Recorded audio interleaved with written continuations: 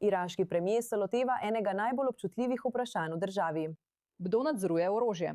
Ali al-Zaidi se je srečal z delegacijama dveh močnih milic, ki jih podpira Iran, Asaib al-Ahad in Kataib Imam Ali, medtem ko Bagdad spodbuja načrt, da bi orožje milic prešlo pod državni nadzor. Med temi šiitska milica Sagaja al-Salam, znana tudi kot mirovne brigade pod vodstvom verskega voditelja Muqtada al-Sadra, že začela postopek predaje svojega orožja iraškim državnim silam na območjih severno od Bagdada. Pripadniki milice, ki je bila del sil ljudske mobilizacije, so danes začeli odstranjevati svojo zastavo kot simbolično gesto za pridružitev državnim silam. Na pobudo njegove eminence Muqtada al-Sadra o predaji orožja, ponovni povezavi in prestrukturiranju milice za popolno integracijo in priključitev, je to blagoslovljen korak. Ti junaki so dali vse od sebe. Prinesli so velike žrtve in imeli častno držo v vseh bitkah, vendar ima vsaka faza svoje potrebe in zahteve.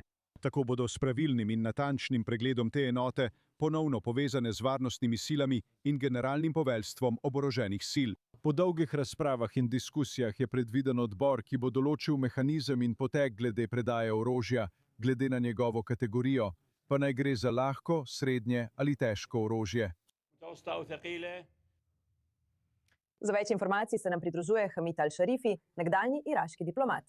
Mislim, ena milica že spušča zastavo, dobesedno, in se pridružuje državnim silam. Ampak v praksi, kaj to pravzaprav pomeni? In ali je to prvi korak k resničnim spremembam? No, upamo, da je tako. To je prvi korak. Ne pozabite, da imamo v Iranu med 60 in 70 oboroženih milic. Od teh je približno 10 ali 15 zelo aktivnih, močnih in velikih milic. Do zdaj so to le približno 3, bi rekel. Rekli so, da bodo predali orožje, nekateri med njimi so dejali, da orožje zamenjujejo za vladne položaje. Tako da ja, to je šele začetek in upajmo, da bomo videli, kako bodo vsi odložili orožje in ga predali vladi. Ampak če vlada nima resnične podpore administracije predsednika Trumpa, ne more storiti veliko. Večina prejšnjih vlad je poskušala isto, vendar jim ni uspelo, ker so milice pač milice, oborožujejo ljudi.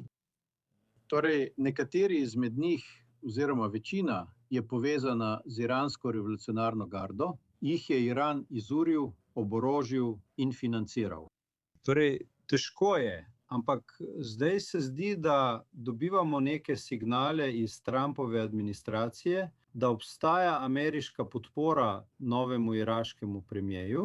Torej, upajmo, da bomo videli, da bo vse več teh milic odložilo orožje. Če odložijo orožje in se dejansko pridružijo iraškim državnim silam, ali obstaja tu tveganje, da bi te milice, ki jih podpira Iran, formalizirali in zdaj legitimirali njihov nadzor, vendar vse pod okriljem države? Da, točno tako. Točno tako. Torej, zdaj je vzel iransko milico in jo vključil v vojsko. Torej, kako se bo to imenovalo? To je vojska milic. Tako da ja, zdaj je situacija zelo, zelo nejasna. In ne vemo, kaj se bo zgodilo, še posebej, ker jih je veliko teh milic, ki zdaj nočejo odložiti orožja.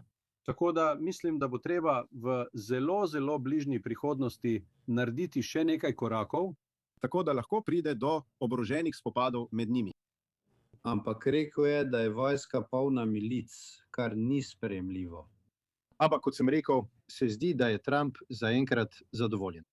Torej, poglejmo, kakšen bo njegov naslednji korak, ker zdaj nadzoruje dogajanje v Iraku. Koliko vpliva ima šiitski duhovnik Muqtada al-Sadr na te odločitve? Mislim, njegova milica, Brigade miru, so že povedale, da se bodo ločile od njegove politične gibanja in se vključile v državne institucije. In danes smo videli prvi znak tega, ampak ali ima vpliv tudi na druge milice, ki bi lahko sledile temu zgledu? Ne, seveda ne. Nima vpliva niti na lastne milice, za katere so rekli, da so vladi predale svoje orožje. Ampak ne pozabite, da je mobilizacija, to, čemur pravijo ljudska mobilizacija. Mobilizacija Al-Hadž al-Šabi je bila ustanovljena z versko odredbo vrhovnega verskega voditelja Alija Sistanija. Torej, z drugo fatvo z njegove strani ne more rešiti vseh težav, vendar molči. Ne vemo, zakaj. Verjetno je to proti želji in volji iranskega režima. Torej, to je šele začetek in to zelo majhen, kar zadeva Muqtado al-Sadra. Prav, Hamid al-Šerifi, lepo, da ste bili z nami na I24 News English, da smo lahko razpravljali o tem, kar danes vidimo v Iraku. Hvala. Hvala lepa, Ivanovič.